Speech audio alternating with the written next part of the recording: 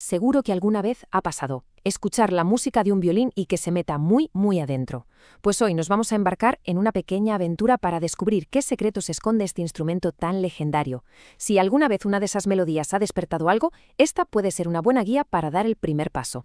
Y empezamos con esta dedicatoria que la verdad es que lo clava. Captura perfectamente de qué va todo esto. Aprender a tocar el violín es un camino que, por un lado, es una preciosidad, pero por otro, bueno, tiene su miga. Es una experiencia que nos une a todos los que lo intentamos. Venga, pues nuestra aventura arranca justo aquí. Para entender de verdad el violín, lo primero es conocer su historia, esa leyenda que le da un alma tan, tan especial. Y es que el viaje del violín es larguísimo. Fijaos, sus raíces se remontan a miles de años, pero la cosa se pone de verdad interesante en el siglo XVII, en Italia. Ahí es donde nace el violín tal y como lo conocemos. Al principio era un instrumento más bien humilde, ¿eh? Pero ojo a 1607, porque ahí compositores como Monteverdi los suben al escenario de la ópera y todo cambia. Y el remate final llega en el siglo XIX, con el arco moderno de Turte. Eso le dio la voz potente y expresiva que hoy, bueno, nos enamora. Mirad esto. Es el rabanastrón, y al verlo, estamos viendo una idea que ha viajado más de 5.000 años en el tiempo, la de frotar una cuerda para crear música. Es una conexión directa con los orígenes más remotos del violín. Increíble, ¿verdad? Vale, toda gran aventura necesita el equipo adecuado, así que nuestro primer paso práctico es crucial. Hay que elegir el violín correcto. Y sí, el tamaño importa, y mucho. Un violín que es demasiado grande puede obligar a poner malas posturas y, ojo, hasta provocar lesiones. Y por otro lado, uno que es muy pequeño puede frenar todo el progreso. Por eso es fundamental, pero fundamental, dar con la medida correcta. Y esto se hace midiendo la longitud del brazo. A veces los detalles más pequeños son los que marcan la diferencia. Fijaos en la imagen. La forma correcta de enrollar las cuerdas no es solo por estética, ¿eh? Es un hábito súper simple que garantiza que la afinación se mantenga estable y, de paso, protege el instrumento. Con el instrumento ya elegido, llega el primer gran desafío para cualquier violinista: dominar la postura. Es que es la base de todo lo demás. Pero antes de sujetarlo, vamos a conocerlo un poco. Su anatomía, por así decirlo.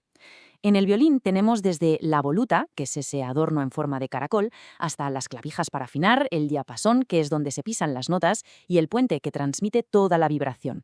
En el arco, la punta, la vara y la nuez trabajan juntas para sacar el sonido. Conocer estas partes es como empezar a hablar su idioma. Sujetar el arco. Al principio puede parecer algo súper complicado, pero la clave está en la relajación. A ver, vamos a seguir estos pasos con calma. Primero, se forma una especie de círculo con el pulgar y el corazón. Esa es nuestra base. Ahí descansa el arco. Y luego, el resto de los dedos simplemente se posan de forma natural, cada uno con su función. Es como un equipo en equilibrio. Es un gesto muy delicado, que con paciencia y práctica se acaba volviendo instintivo. Con el violín ya en las manos, es el momento de aprender su lenguaje. Ese código secreto que convierte unos símbolos raros en música. La base de todo el sonido del violín está aquí, en sus 4 cuerdas al aire. De la más grave a la más aguda son sol, re, la y mi. Son los cimientos sobre los que se construye toda la música. Y aquí viene lo fascinante. Es que cada cuerda tiene su propia personalidad. La cuerda de sol es profunda, a veces melancólica, la de re es sutil, cálida, la es brillante y suave. ¿Y la cuerda de mi?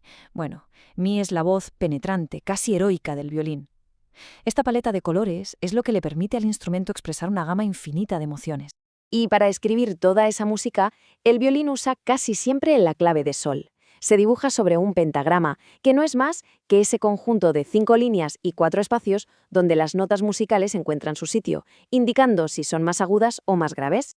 Bueno, pues aquí empieza el entrenamiento de verdad. Es la hora de forjar las habilidades que hacen falta para transformar esas notas en una melodía de verdad.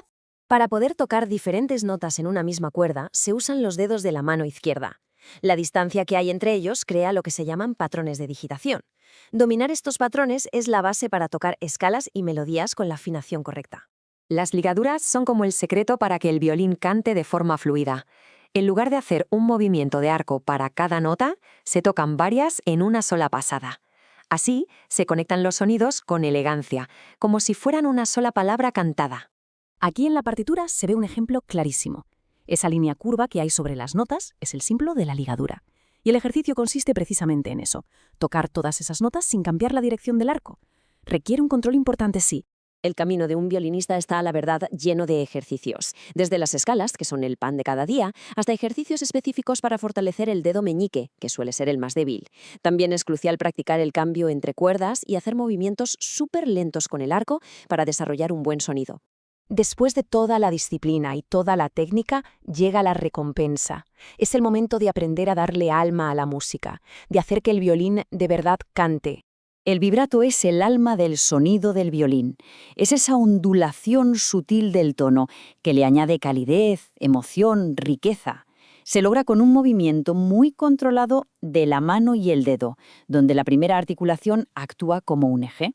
Y para añadir un poco de textura y variedad está el pizzicato. En lugar de frotar, se pellizca la cuerda con el dedo, normalmente con el índice de la mano derecha. El resultado, un sonido percusivo muy diferente, que añade otro color a la paleta sonora del violín. Y aquí es donde el círculo se completa. Al final, todo está conectado. Una postura correcta permite una buena arcada. La arcada crea un buen sonido. La digitación precisa afina las notas. ¿Y la expresión? Pues la expresión les da vida. Es la unión de todas estas piezas lo que transforma la técnica en música de verdad. En esencia, aprender a tocar el violín es aprender a contar historias sin usar palabras. Es un viaje largo, sí, lleno de desafíos, pero también de recompensas. La pregunta que queda en el aire es, si alguien empieza esta aventura, ¿qué historia le gustaría contar con su violín?